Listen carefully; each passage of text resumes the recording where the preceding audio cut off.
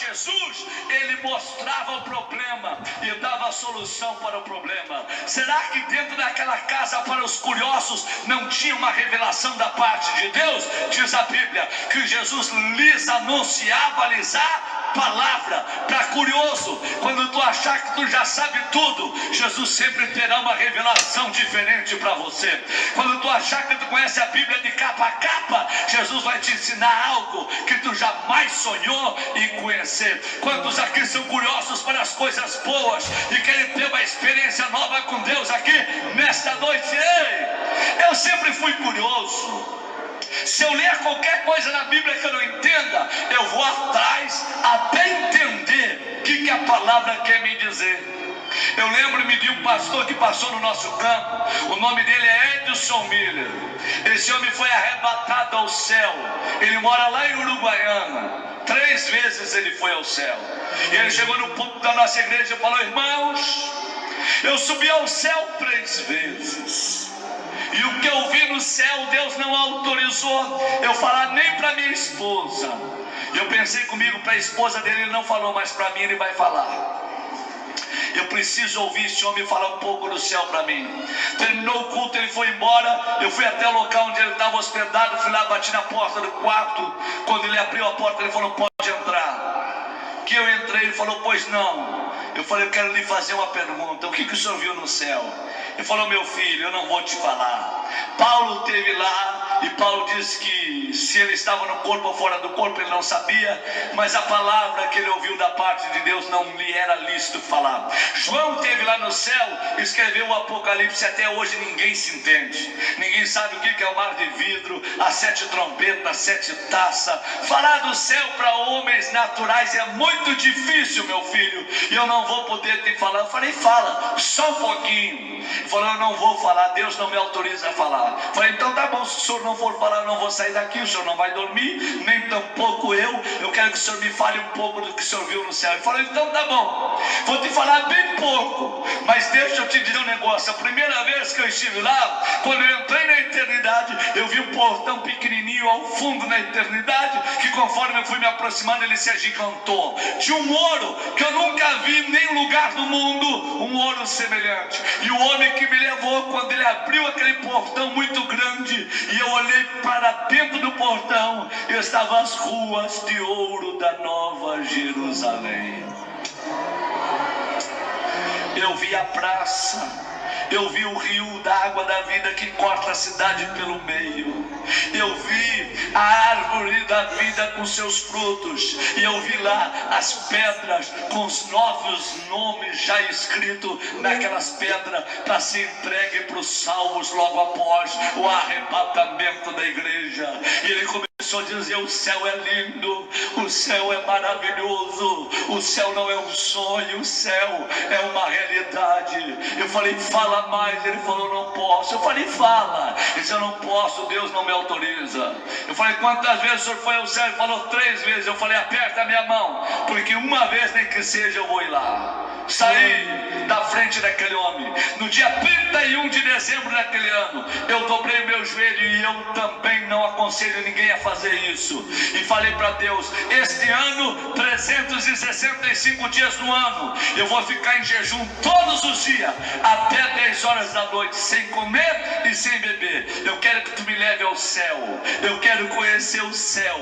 Eu quero chegar no céu. Eu fiquei 365 dias jejuando todos os dias até 10 horas da noite. Fiquei com 59 quilos. Só andava o corpo aqui na terra. A mente estava lá no céu. E eu falava para Deus: me arrebata, me leva para mim ver o céu. Na época eu trabalhava como missionário em Rivera, na fronteira com Santana do Livramento. Eu trabalhava do lado de um pastor que tinha 73 anos de idade. Ele almoçava ao meio-dia, mas à noite ele tomava um chazinho. Eu saía da minha consagração, ia para a cozinha da casa pastoral, só tinha chá para tomar. Eu passei muita fome durante esse ano, porque eu queria chegar no céu. Terminou o ano, Deus não me levou no céu.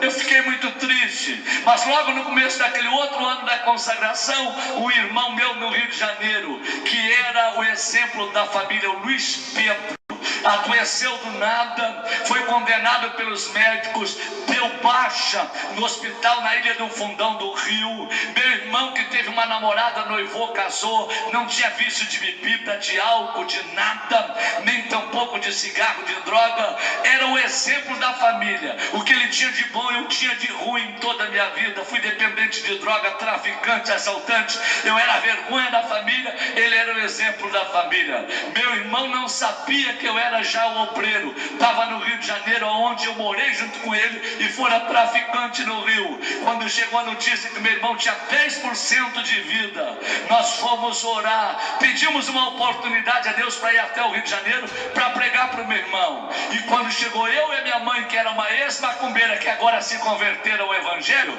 nós chegamos no hospital de Bom Sucesso no Rio de Janeiro. Quando chegamos lá no hospital em Bom Sucesso, meu irmão ligado nos aparelhos, sonda no nariz, sonda na boca, aparelhos no seu corpo todo, e os médicos disseram: a visita é rápida porque ele está numa situação muito difícil. Se vocês quiserem pagar o transplante de rins, custa 300 mil reais, porque se vocês não tiverem condições, certamente ele vai morrer. Eu falei para uma junta de médicos bolivianos: o meu Jesus vai curar o meu irmão e vocês vão ver o milagre que vai acontecer. Entrei lá dentro da UTI e falei para o meu irmão: eu vou pregar a pior mensagem que eu já preguei em toda a minha vida, porque eu não sou mais dependente de droga, agora eu sou um pregador da palavra de Deus. E a tua mãe não é macumbeira, ela é cheia do Espírito Santo, está liderando o círculo de oração, é tomada pela glória de Deus. Nós vamos orar. E eu preguei para o meu irmão aquele texto que Jesus falou para Marta: o teu irmão vai ressurgir. E Marta diz: eu sei que ele vai ressurgir na ressurreição do último dia. E Jesus diz: aquele que vive e crê em mim, ainda que esteja morto, viverá. Eu falei: meu irmão, tu tem 10% de vida, segundo os médicos tu morre ainda nesta semana, mas aquele que vive e crê no Filho de Deus nunca provará da morte. Tu precisa entregar tua vida para Jesus agora. Se tu quer entregar, tu não pode falar porque tu está entubado, mas tu pode dar sinal com teus olhos. Pisca os teus olhos 3 vezes para mim e eu vou entender que tu está entregando a tua vida para Jesus. Ele, no meio daqueles aparelhos, ele pisca os olhos 3 vezes para mim. Nós começamos a orar naquela UTI e a minha mãe tem uma visão de anjos que começam a voar dentro daquela UTI. Quando nós saímos de lá, nós lutamos pela vida do meu irmão 5 dias. No 5º dia ele entra em óbito. Eu fico sem entender, minha mãe também fica sem entender. Voltamos à nossa cidade, ao Rio Grande do Sul. Minha mãe, ela para de comer, para de tomar os comprimidos que ela tomava para o coração. Minha mãe, eu pego ela orando de madrugada pedindo a morte, porque o Luiz Pedro era o filho que ela mais amava. Meus irmãos que estavam indo na igreja deixaram de ir e começaram a perguntar para mim: e aí, pregador, será que o teu Jesus estava dormindo, que ele não pôde curar o nosso irmão? Tu não doou a tua vida para ele? Onde é que Jesus estava? E eu então entrei em crise, falei para Deus: oh Deus, ou tu opera um milagre, ou senão toda a minha família vai acabar se desviando. Em um dia eu fui falar com a minha mãe falou: enquanto Deus não me der uma resposta, eu não vou mais na igreja. Naquela noite eu entrei no meu quarto e falei: Deus, dá uma resposta para minha família, pelo amor do teu nome, venha nos socorrer. Quando eu deitei na cama para dormir, logo que eu peguei no sono, um homem apareceu no meu quarto e falou: levanta. Quando eu levantei da cama, aquele homem me pegou pelo braço. Em vez dele sair caminhando, ele me levanta no ar e começa a me suspender. Eu olho meu corpo na cama e aquele homem começa a ganhar altitude, ele começa a subir até o céu. Eu enxergo meu corpo pequenininho lá embaixo na cama, até que desaparece o meu corpo, desaparece a minha casa. E eu olho para aquele homem e pergunto: aonde tu vais me levar? Ele diz: eu vou te levar no lugar que ainda tu não conhece.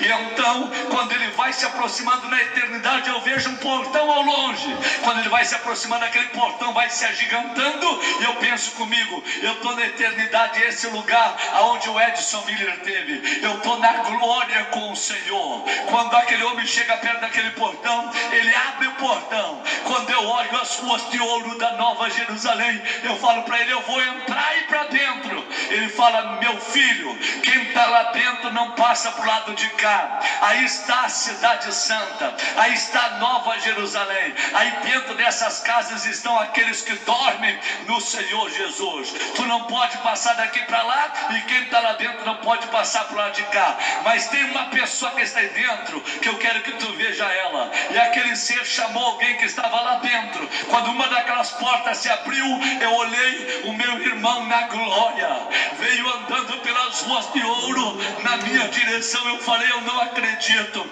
é o Luiz Pedro que está aqui. Quando ele vem vindo com um sorriso lindo, um menino bonito como era, um ano mais velho do que eu, quando ele chega perto do portão, eu falo: mano, o que tu está fazendo aqui?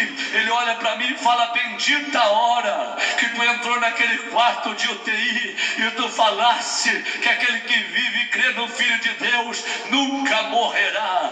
Quando a morte entrou para dentro daquele quarto de UTI, houve uma guerra, porque os anjos do Senhor guerrearam contra a morte e mandaram a morte embora. Os anjos me pegaram e me trouxeram para esse lugar de descanso. Valeu a pena a tua mensagem. Hoje eu estou na glória com o Senhor. Eu olhei para ele e falei: cadê a ferida no nariz?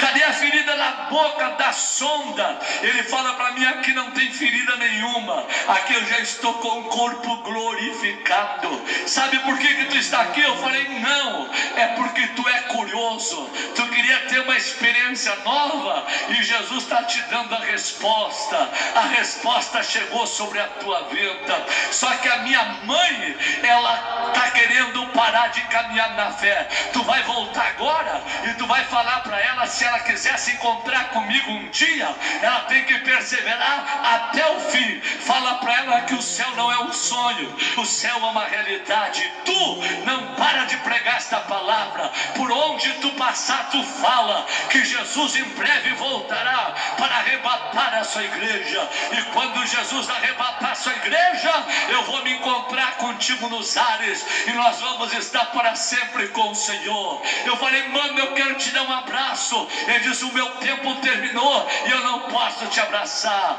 Muito obrigado por ter pregado para mim naquele leito de UTI. Até daqui um pouco mais, eu preciso ir embora. Ele foi andando de costas dizendo: até daqui um pouco mais, dentro em breve nós nos encontraremos. Quando aquele homem me pegou pelo braço e falou comigo: vamos voltar. Eu falei: eu não quero voltar. Ele falou: vamos voltar. Eu falei: eu não quero voltar. Quando eu falei não quero voltar pela terceira vez, eu me acordei no quarto chorando e falando línguas estranhas. Quando eu me levantei da minha cama, eram 7 horas da manhã, que eu passei para o banheiro para me lavar o rosto. No que eu venho para o quarto novamente, eu vejo barulho na cozinha. Minha mãe estava lavando louça e chorando. Quando ela olha para o meu rosto, ela fala: meu filho, teu rosto está brilhando. Eu falo para ela: o meu rosto está brilhando porque eu cheguei no céu agora mesmo. Eu tenho uma palavra de Deus para a senhora e para todos os meus irmãos. Pode acordar eles e trazer eles para a sala. Reuniram-se todos na sala. Quando eu comecei a falar o que eu vi na eternidade, minha mãe se jogou no chão com a boca no pó e começou a falar para o diabo ouvir: a partir de hoje eu nunca mais abandono o meu Jesus, porque eu sei que na glória está o meu filho me esperando, e eu vou andar com ele nas ruas de ouro da Nova Jerusalém. Vale a pena ter uma experiência nova, vale a pena ser curioso. Você sabia que toda a tua família poderá ter encontro com Deus através de uma experiência que você tenha com o teu Senhor? Quantos nesta noite querem ter uma experiência nova com esse Deus?